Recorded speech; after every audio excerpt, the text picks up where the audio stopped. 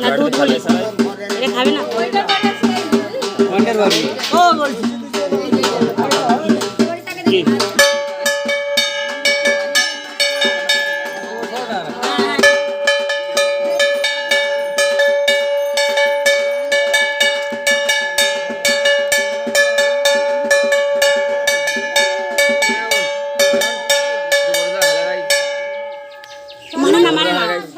বলো হ্যাঁ বলবো এইদিন আস্তে আস্তে আমার দাওয়ার যদি ভালো হয়ে যায়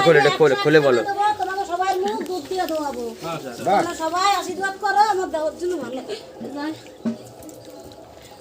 ও সবাই তো আশীর্বাদ করো ফুল করে এখানে দিতে হবে